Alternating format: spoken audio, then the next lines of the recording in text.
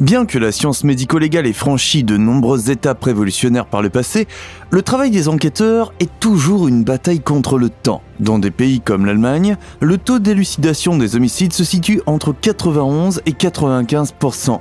Ce qui semble au départ être une valeur exceptionnelle signifie en réalité que 5 à 9 cas de meurtre sur 100 ne sont pas résolus. Et avec eux, les destins cruels et la souffrance que les victimes ont dû endurer dans les derniers moments de leur vie. Avec vous, nous aimerions nous pencher sur plusieurs incidents émouvants qui empêchent encore les enquêteurs et les proches de dormir la nuit.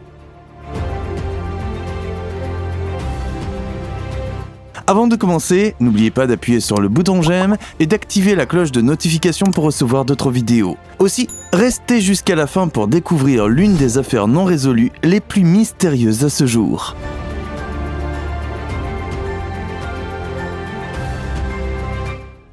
La Dame des Dunes.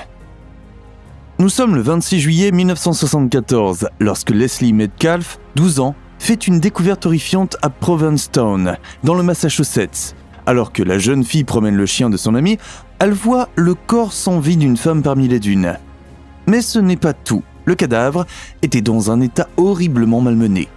Les mains de la femme avaient été coupées et les graves blessures à la tête montraient aussi clairement que l'inconnue n'était pas morte de cause naturelle. De plus, il semblait qu'elle avait été pénétrée de force avec un morceau de bois. Après que Leslie a signalé son horrible découverte, la police a immédiatement commencé une enquête. Cependant, toutes les enquêtes menées dans le quartier, la comparaison avec des milliers de cas de personnes disparues et la reconstruction faciale avec des modèles en argile n'ont pas apporté de nouveaux éléments. Le sort et l'identité de la personne tuée est resté inconnu, si bien que dans les décennies suivantes, on ne l'appelait plus que la femme des dunes ou la dame des dunes.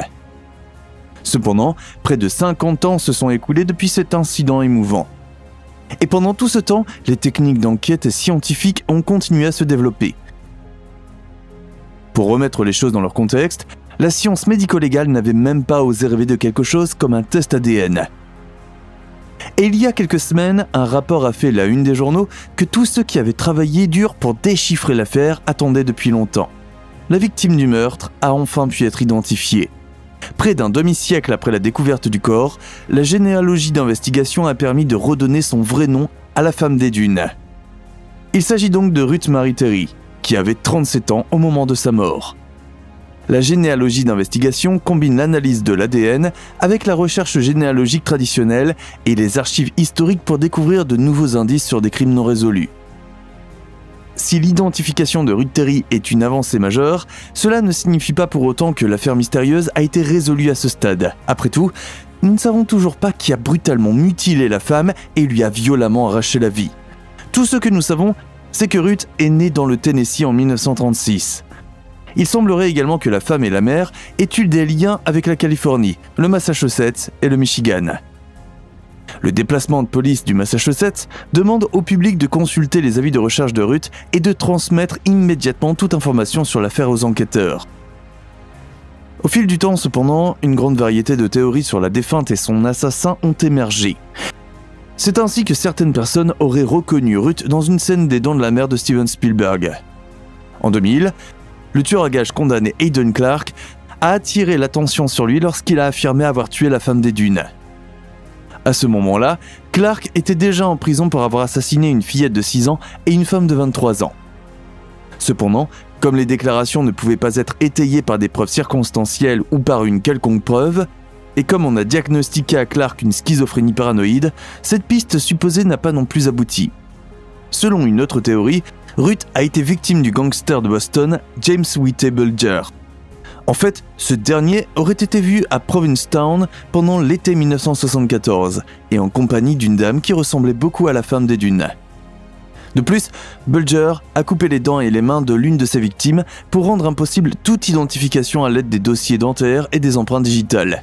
Bien que le mafioso, qui a été attrapé par le FBI en 2011, ne soit pas officiellement un suspect, la police a enquêté sur les théories de la population, sans trouver de lien avec le meurtre de Ruth Terry.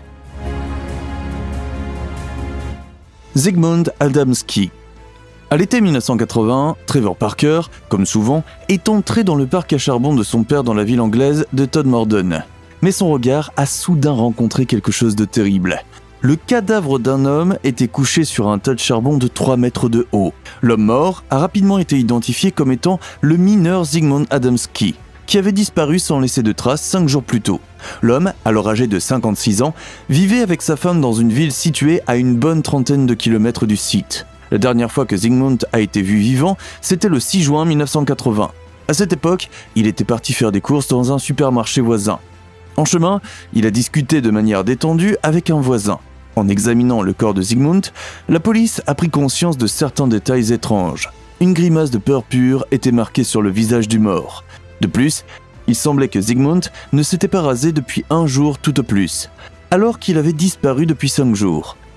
De plus, le corps présentait d'étranges brûlures sur le cou où une pommade inconnue avait été appliquée. Qui ou quoi a pris la vie de Zygmunt n'est pas clair. Des rumeurs d'un drame familial ou d'un complot du KGB circulent, et certaines personnes pensent même qu'il a été enlevé par des extraterrestres. En fait, plusieurs rapports de lumières étranges dans le ciel nocturne ont émergé pendant la même période. Leo Whitaker. Qu'est-il arrivé à Leo Whitaker ? Nous nous posons cette question depuis que cet homme, alors âgé de 86 ans, a disparu sans laisser de traces en 2001.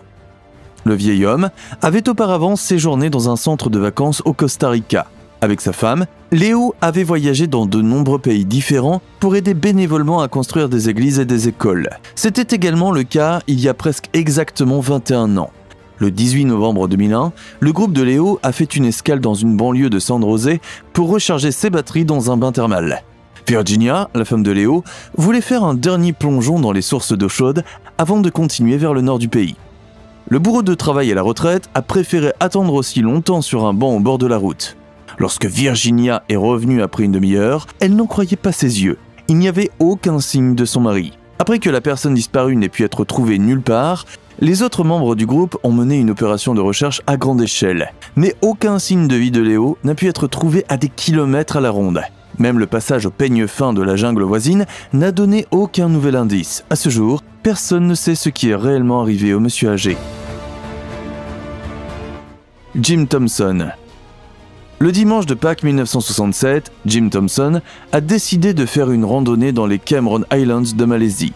À l'époque, personne n'aurait pu deviner que le fils d'une éminente famille du Delaware ne reviendrait jamais de ce voyage. Connu sous le nom de roi de la soie de Thaïlande, Jim avait bâti une entreprise lucrative après son passage dans l'armée et la politique étrangère américaine. Peu avant sa disparition, l'homme d'affaires prospère avait séjourné dans le bungalow Moonlight avec une connaissance de longue date. Dans l'après-midi du dimanche 26 mars 1967, Jim a décidé d'aller faire une promenade. Alors que l'homme de 61 ans ne soit pas réapparu, une opération de recherche intensive a été lancée, à laquelle plus de 500 personnes ont participé. Cependant, l'action a dû être annulée environ 11 jours plus tard sans aucun résultat. À ce jour, les spéculations les plus folles sur l'endroit où se trouve l'entrepreneur circulent. Bien qu'aucune demande de rançon n'ait jamais été reçue, beaucoup pensent que Jim a été kidnappé. D'autres pensent qu'un meurtre est plus probable. Et d'autres encore soupçonnent qu'il a volontairement disparu pour s'occuper d'un projet secret du gouvernement. Michael Malinowski. Westchester, en Pennsylvanie, est situé tout près de la gorge de Pine Creek, également connu sous le nom de Grand Canyon de Pennsylvanie. Westchester accueillait une conférence de psychologie la semaine du 21 octobre 1996, et c'est la raison pour laquelle Michael Malinowski a visité la région pendant quelques jours avant de disparaître de façon inattendue. Cette affaire a été couverte sur la chaîne YouTube True Crime Stories by Ty Notes. Donc si vous voulez une analyse plus approfondie de l'affaire, n'hésitez pas à consulter cette chaîne pour une plongée en profondeur dans la disparition de Michael Malinowski. Michael avait assisté à la conférence de psychologie susmentionnée à Westchester, en Pennsylvanie, qui était fortement axée sur les problèmes des hommes, mais personne n'a jamais clarifié ce que cela impliquait vraiment. Tout en restant en ville pour la conférence, Michael avait loué une chambre à environ 320 km de là, au Pine Tree Lodge près de Gaines, en Pennsylvanie. Le lodge avait été construit à l'origine dans les années 1930, et il ne semble pas qu'il ait été trop modernisé depuis. Le lodge était également entouré de plusieurs milliers d'hectares de forêts et de réserves naturelles, ce qui en faisait l'endroit idéal pour se détendre et passer du temps dans la nature sans avoir à vivre à la dure en restant dans une tente ou un camping. Chacune des cabanes disposait d'un porche couvert avec un accès facile aux lieux de pêche, aux zones de chasse, aux festivals locaux et à des vues naturelles que vous ne pouvez même pas imaginer. Michael s'est enregistré dans la cabane le jour même de son arrivée pour le festival. Il est entré dans sa chambre, a posé ses affaires, a allumé le chauffage et a passé la nuit. Le lendemain, il a quitté le lodge pour aller faire quelque chose, mais il a laissé toutes ses affaires derrière lui, laissant entendre qu'il prévoyait de revenir. Un coup d'œil au registre du lodge montre qu'il avait en fait payé pour 2 nuits. Cependant, il n'est jamais revenu pour sa 2e nuit. Le jour suivant, un agent de nettoyage est entré dans la chambre et a constaté que toutes les affaires de Michael avaient été laissées derrière lui. Ne sachant pas quoi faire, elle a contacté la police et a demandé de l'aide. Les agents ont rassemblé ses affaires et sont partis à sa recherche. Ils ont découvert que sa voiture ne se trouvait plus sur le parking. La première étape était donc de retrouver sa voiture et avec un peu de chance, Michael serait encore à proximité. Le 2 novembre 1996, un ouvrier forestier de Pennsylvanie a trouvé la voiture de Michael, une Nissan Sentra de 1995, garée près d'un point d'accès à un sentier de Barbour Rock Overlook, près de la gorge de Pine Creek. Ce qui est intéressant dans cette découverte, c'est que la police a constaté que les chaussures de randonnée de Michael étaient encore dans la voiture, ce qui suggère qu'il n'avait pas prévu de s'éloigner de son véhicule trop longtemps, ni de s'enfoncer trop profondément dans la forêt. À l'intérieur de la voiture, ils ont trouvé une boîte de snacks à moitié mangée, de l'eau, ainsi que son sac à dos avec toutes ses provisions et son téléphone portable. Vu l'étrangeté de cette découverte, le bureau du shérif du comté de Tioga s'est immédiatement saisi de l'affaire et a lancé une recherche à grande échelle pour retrouver Michael. Selon l'un des agents qui travaillait pour le bureau du shérif, leur équipe n'avait jamais eu d'affaire qui restait entièrement non résolue. Dans chaque affaire qu'ils avaient poursuivie, ils avaient soit trouvé un corps, soit retrouvé la victime vivante. Cependant, comme ils allaient bientôt l'apprendre, le cas de Michael Malinowski serait bien différent. L'équipe de recherche a utilisé des hélicoptères, des chiens, des volontaires et même des équipes de recherche et de sauvetage formées. En gros, ils n'ont rien trouvé. Pas un seul indice qui pourrait mener à l'endroit où Michael était parti. Il y avait un point de vue à proximité qui se trouvait sur une haute falaise avec une chute abrupte. L'un des agents était fermement convaincu que Michael était tombé du belvédère, mais lorsqu'ils ont fouillé la base de la falaise, ils n'ont toujours rien trouvé. Beaucoup d'agents ont pensé que, puisqu'il n'y avait aucune trace de Michael, il avait peut-être mis en scène sa disparition et s'était enfui pour commencer une nouvelle vie ailleurs. Cependant, d'après ce que je sais, il n'y aurait aucune raison pour lui de faire cela. De toute évidence, Michael n'avait rien qui le retenait. Depuis son divorce, il vivait seul et avait tout le temps libre qu'il pouvait imaginer, en dehors de son travail de psychologue bien sûr. S'il avait voulu partir et commencer une nouvelle vie, il aurait pu le faire facilement. Il n'y aurait eu aucune raison pour lui de mettre en scène une disparition. De nombreux enquêteurs pensent que l'histoire est plus complexe qu'il n'y paraît, mais ils ne peuvent tout simplement pas le prouver. D'abord, Michael était connu pour être une personne très méticuleuse et organisée. Cependant, sa chambre au pavillon ne correspondait à aucune de ses habitudes. Sa chambre était assez désordonnée, selon la police. Cela pourrait insinuer que Michael n'était en fait pas celui qui a visité sa chambre pour la dernière fois ce soir-là. Ou cela pourrait suggérer que quelque chose de plus grave se passait avec Michael et que son esprit lui échappait. Que ce soit parce qu'il était sous l'influence de quelque chose ou de quelqu'un. Cependant, il faut noter que, malgré ces affirmations selon lesquelles sa chambre était en désordre, d'autres affirment que sa chambre était dans un état parfaitement acceptable. Il faut donc prendre ces informations avec des pincettes. Il est difficile de savoir qui a raison ici. Quoi qu'il en soit, la police d'État de Pennsylvanie affirme que quel que soit l'état de sa chambre, elle n'avait aucune raison de croire qu'il s'agissait d'un acte criminel. L'un des experts a débattu de la théorie selon laquelle Michael avait fui la région pour commencer une nouvelle vie, affirmant que les amis de Michael avaient ouvertement dit aux officiers qu'il avait l'intention de se rapprocher de la côte ouest très bientôt afin de pouvoir passer plus de temps avec son fils de 10 ans. Si c'est cela rend la disparition de Michael d'autant plus étrange. Cela fait plus de 20 ans que Michael a disparu, et aucun progrès n'a été fait dans son affaire. Aucune preuve n'a jamais été trouvée dans les bois, et il n'y a aucun signe de Michael en dehors de son véhicule qui avait été garé près de la réserve forestière. Que pensez-vous des cas étranges que nous vous avons présentés aujourd'hui? Et quelles sont vos théories à leur sujet? Nous attendons déjà avec impatience vos commentaires. Laissez-nous un j'aime et abonnez-vous pour en savoir plus sur les cas de meurtre et de disparition les plus mystérieuses de l'histoire.